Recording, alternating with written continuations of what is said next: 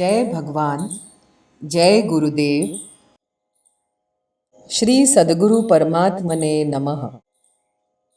सिद्ध सद्गुरु श्री रणछोड़ दास जी महाराज श्री गुरुदेव की सन्निधि में चतुर्थ भाग ईस्वी सन 1957 थी 1961 कुमारी कुमुदिनीबेन परमानंद पंजवाणी।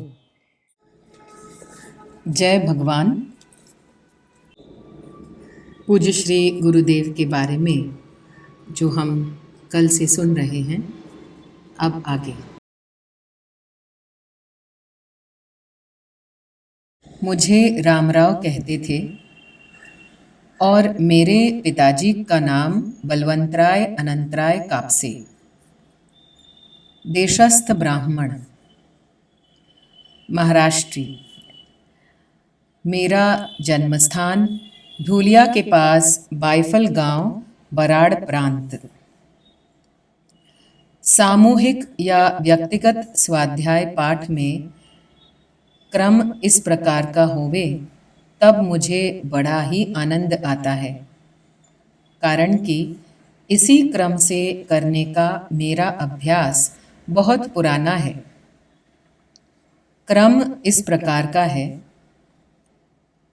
पहले प्रातः स्मरामि रघुनाथ मुखारविंदम, फिर चिदाकारो धाता। तीसरा गीता जी का 15वां अध्याय। चौथा गीता जी का 12वां अध्याय। पांचवा ईशोपनिषद। फिर नमामि भक्तवत्सलम। सातवां जय राम रमा रमणम शमनम। आठवां श्री राम स्तवराज। नौवां हे रामचंद्र जनरक्षक रामभद्र नान्यास्पृहा। 10वां फिर विनय के पद समय के अनुकूल इसमें कम ज़्यादा कर लेना चाहिए। फिर भी दिन भर में इतना पाठ करने से बड़ी मस्ती व प्रसन्नता बनी रहती है। श्रीमानस जी का मास पारायण अच्छी तरह से होता है, ठीक से नियम होते हैं, तब मन प्राण को विश्रांति मिलती है, वही बढ़िया आराम होता है। बारासिला के आसपास में मैं 20 से 25 साल रहा हूँ। वहाँ एक बंगाली शिष्य ने कहा, बाबा जी, कहीं पर भी एक जगह पर आश्रम बनाकर रहिए ना। मैंने कहा, आश्रम बनाने में कितना खर्च होवे? शिष्य ने कहा, केवल 1500 से 1700 रुपए लगेंगे। उन्होंने खूब दबाव व आग्रह पूर्वक 1700 रुपए मेरे आसन के नीचे रख दिए। जब नहीं माने तब मैंने कहा, कल इसी वक्त पर आना, आश्रम तैयार हो जाएगा।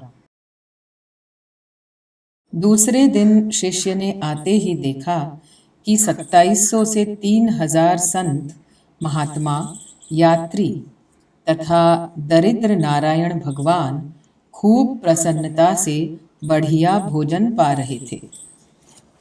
मैंने यहाँ उन्हें दिखाकर कहा, देख लो, आश्रम तैयार हो गया ना। रोटी के कारण झूठी गवाही देत, रोटी के कारण कहत बात खोटी है। रोटी के कारण सहोदर लड़े आपस में, रोटी के कारण काट देत बोटी बोटी है। सज्जन भी रोटी में भूलत है स्वरूप निज, रोटी के कारण साधु पहरत लंगोटी है। भूखा भजन न होए गोपाला, यह ले तेरी कंठी माला। किसी साधु ने भगवान को यह कह दिया है।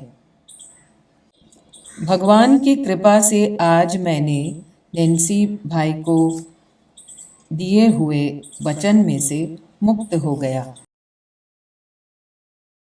उनकी ओर से गंगोत्री जी भगवान को चढ़ा दी। भागीरथी गंगा की प्रदक्षिणा करने में 3 वर्ष 6 मास लगे। मैंने 5 बार पूरी परिक्रमा पैदल की है। तुम भी साधु हो। राजकोट में समूह यज्ञोपवीत और 108 मानस पारायण के 1959 समय में बटुकों को कुछ पैसे आदि उपहार नहीं दे सकी। इसमें मन में कुछ रंज सा हो गया। श्री गुरुदेव के पूछने पर मैंने कहा, सब लोग देवें और मैं न दूं तो कैसा लगे? श्री गुरुदेव कहते हैं, यही तुम्हारा अहम है। सबके सामने अपने को मालदार दिखाना चाहती हो, परंतु सच में बताओ कि तुम्हारे पैसे तुम्हारे पास कितने हैं? क्या तुमने 1 पैसा भी आज तक कमाया है?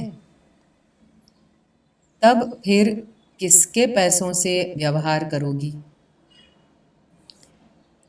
मैंने कहा, मैंने तो 1 पैसा भी नहीं कमाया है। यह सत्य हकीकत है, परंतु उतनी ही सत्य हकीकत है कि मेरे पिताजी के कमाए पैसे हैं। उससे व्यवहार क्यों नहीं किया जाए?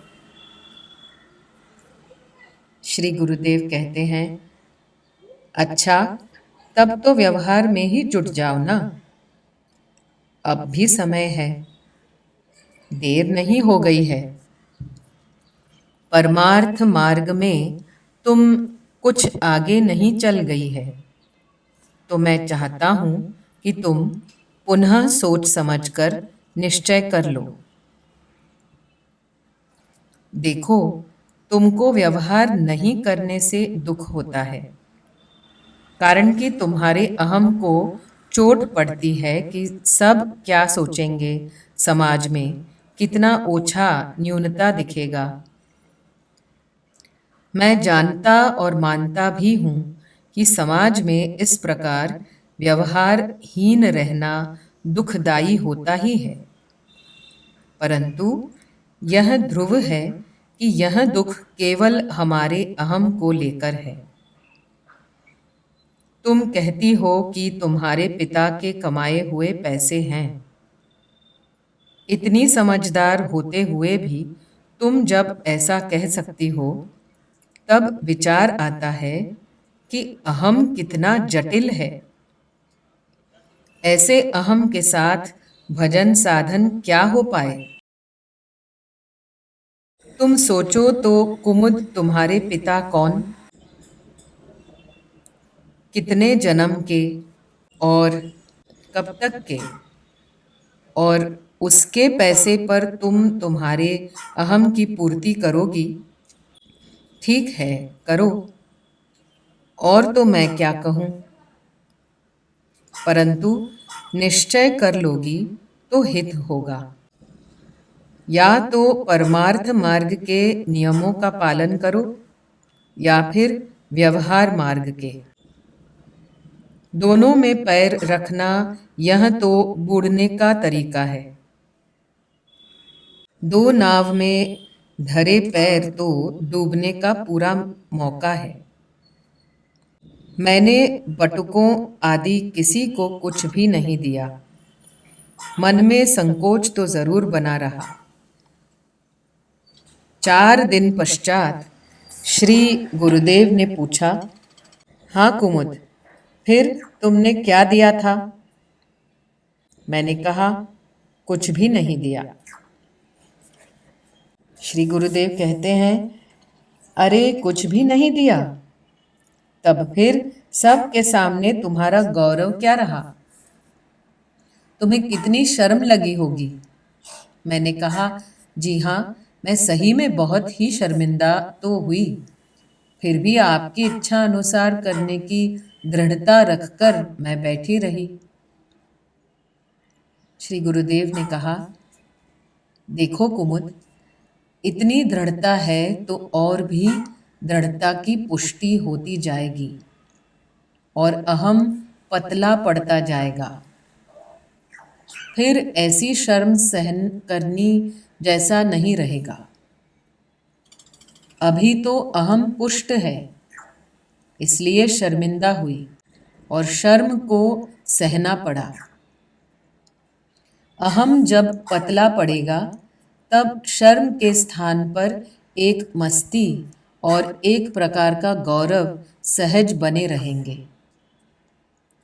तब ऐसी कोई शर्म का ख्याल तक नहीं आएगा। विचार ही नहीं आएगा कि लोग क्या सोचेंगे। जिस प्रकार थोड़े धन से ज़्यादा धन की प्राप्ति हो सकती है, उसी प्रकार थोड़ी दृढ़ता से ज़्यादा दृढ़ता की प्राप्ति अवश्य होती है।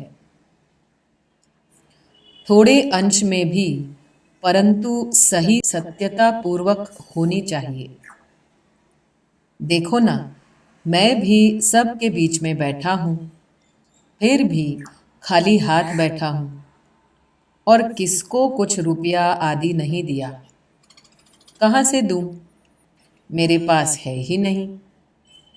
मैंने तो एक पैसा कमाया नहीं है। आपके पास तो कितने रुपये के ढेर होते हैं, तो यहाँ आपकी कमाई नहीं है तो क्या है? श्री गुरुदेव कहते हैं, नहीं कुमुद, ऐसा कभी भूल करके भी नहीं समझना। ये जो ढेर लगते हैं ना, ये तो दरिद्र नारायण भगवान के लिए है। मेरी कमाई नहीं है, न मेरे लिए है। ये तो गरीबों का, अभावग्रस्तों का है। इसमें से एक पाई भी मेरे लिए नहीं। स्वरचित पैसे का दोहे आप बोले। मैंने कहा, आप तो साधु हैं, तो आपको लेने देने का व्यवहार करने का होता भी नहीं। श्री गुरुदेव ने कहा, तुम भी तो साधु ही हो। मैं तो वेशधारी साधु हूँ, घर त्याग किया है, बस इतना ही। तुम्हारे भी तो घर है नहीं। तुम तो आनंद परमानंद धाम के वासी हो। देखो तो, भगवान ने तुम्हें कितना उत्तम आश्रम स्थान दे दिया है। आनंद परमानंद आश्रम, इसके आगे फिर सच्चिदानंद आश्रम। बस मेरी माताजी का नाम आनंद बहन और पिताजी का नाम परमानंद भाई है। इन्हीं के लक्ष्य में शायद श्री गुरुदेव ने आनंद परमानंद आश्रम कहा।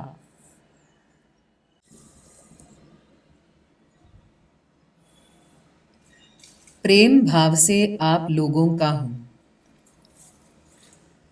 कितने दुख की बात है कि कभी गांव में जाना तो इन लड़कियों को मोटर नहीं दी जाती है। आज भी ऐसा ही हुआ। मोटर खड़ी थी, परंतु ना कह दिया। तब फिर वहाँ रिक्शा में गई। सुनकर जानकर मुझे इतनी व्यथा हो रही है, मैं सच कह रहा हूँ।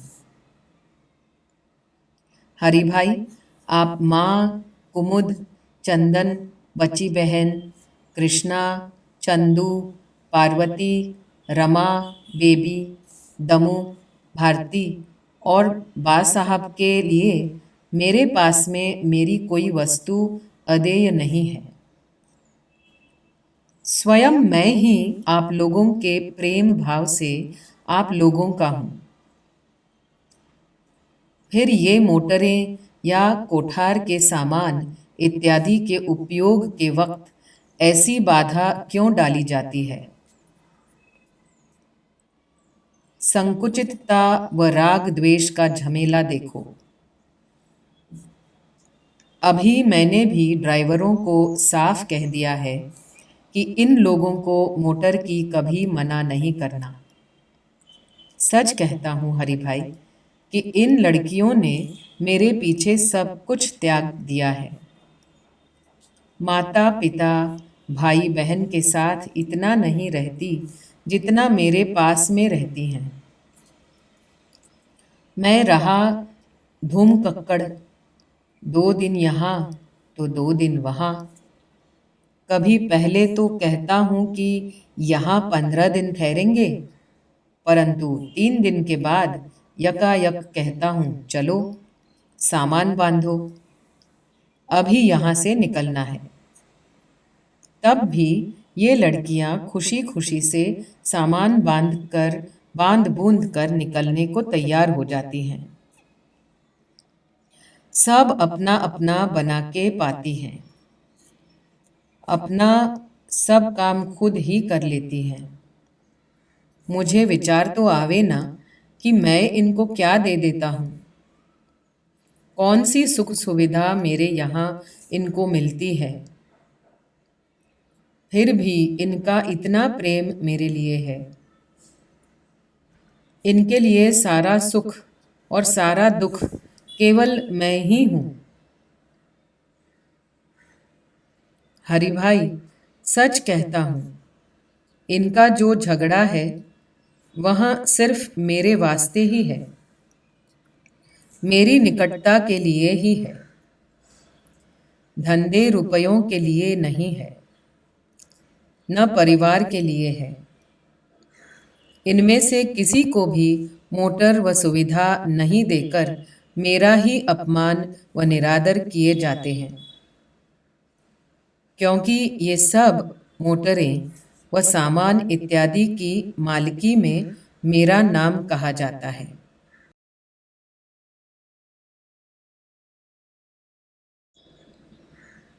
प्रभु जानत सब बिनहि जनाए।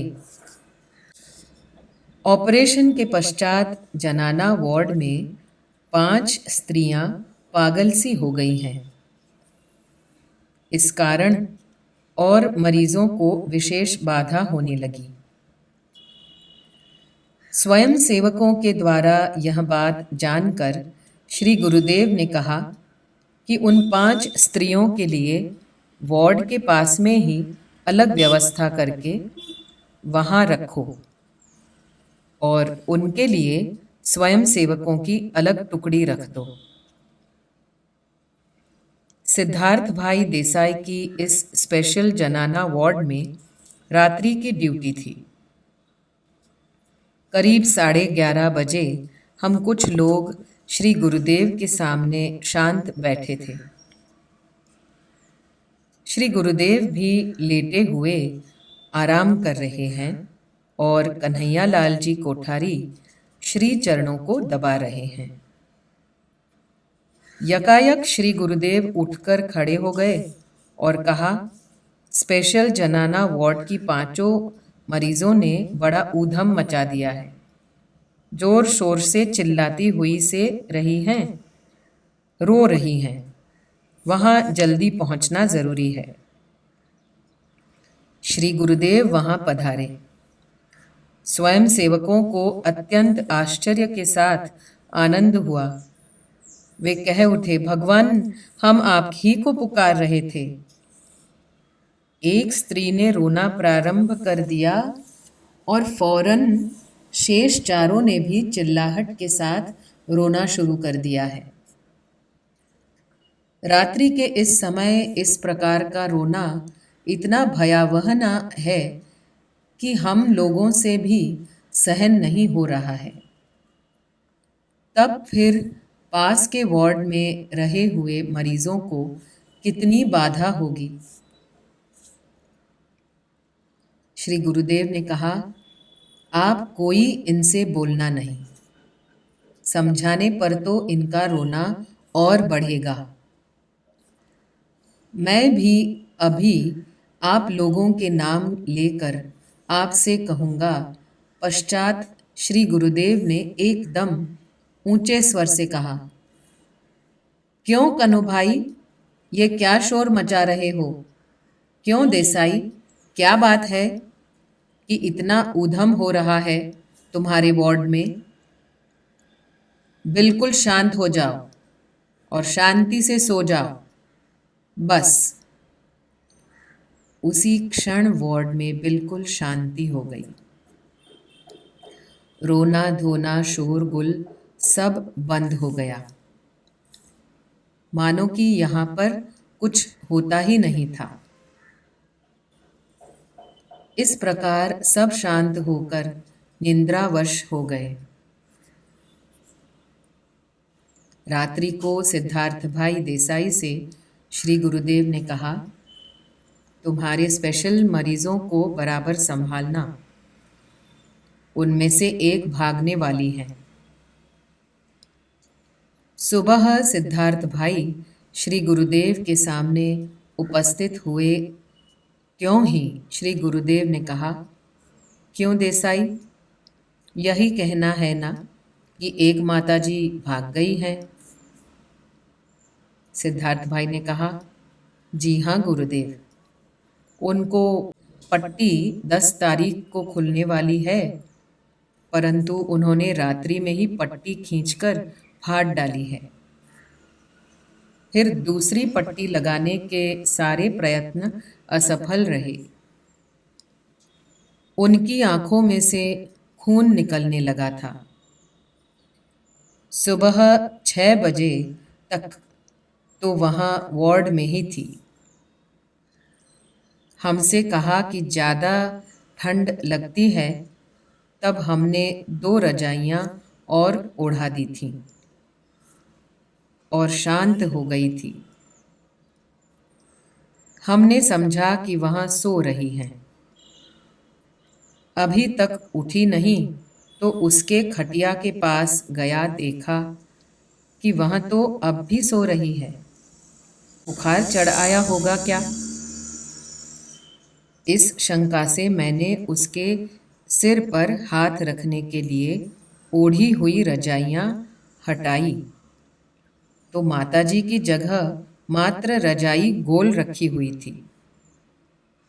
अब क्या किया जाए, उसकी आंख तो खराब हो गई, ऐसा ख्याल हम लोगों का है। श्री गुरुदेव ने कहा, नहीं नहीं, उन 5 मरीजों से किसी एक की भी आंख खराब होने वाली नहीं है, निश्चित। अपनी खटिया से भागकर वह माँ कैंप में ही घूम रही है। आप उसे ढूंढकर वापस उसके खटिया पर सुला दो। उसकी आंख पर दूसरी पट्टी बंधवा दो, वह शांत रहेगी। उसकी आंखें तो सबसे बढ़िया बनी हुई हैं।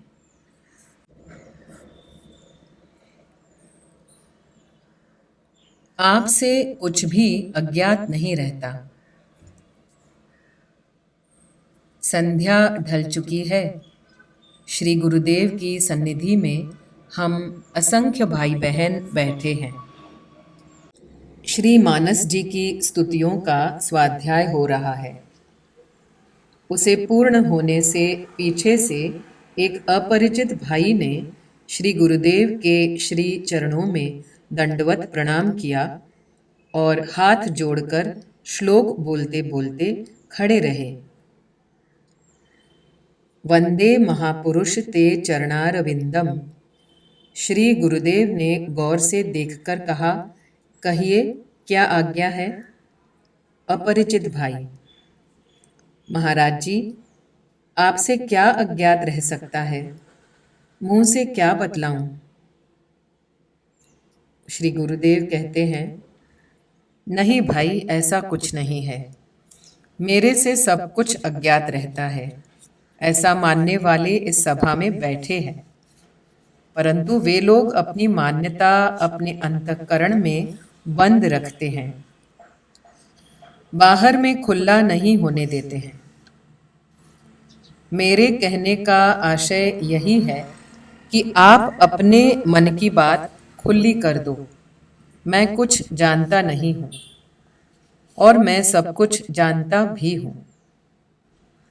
फिर भी आप तो अपनी बात खुले शब्दों में कहेंगे, तभी मैं कुछ कर पाऊंगा। अपरिचित भाई कहते हैं, महाराज जी, आप तो दया के सिंधु हैं।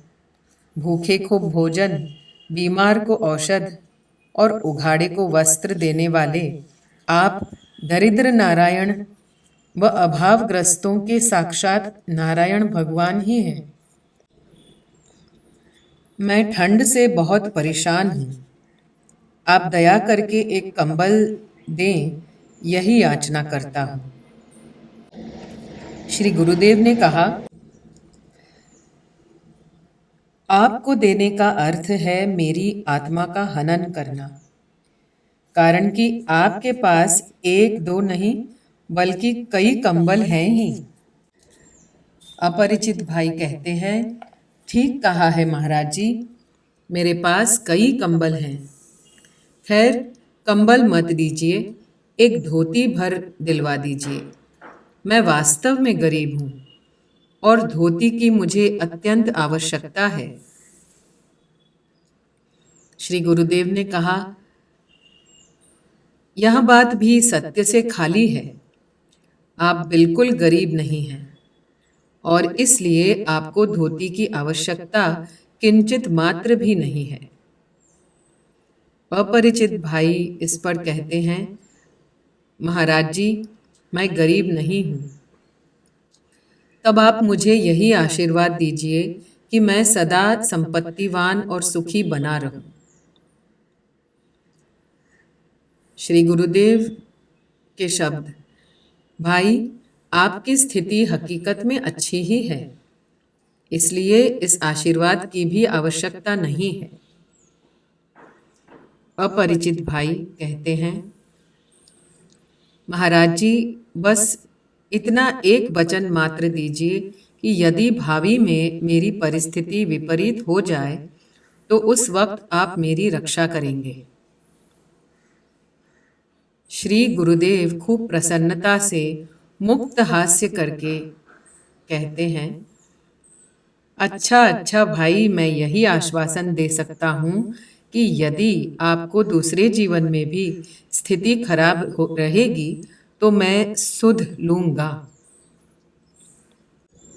अत्यंत विनम्रता से श्री गुरुदेव के श्री चरणों में प्रणाम करके सन्मुख बैठकर हाथ जोड़कर अपरिचित भाई ने कहा, महाराज जी, याचना का बहाना लेकर आपके निकट आना चाहता था। क्षमा करना महाराज जी, मैं ब्राह्मण हूँ, रीवा नरेश के खानदान का पुरोहित हूँ।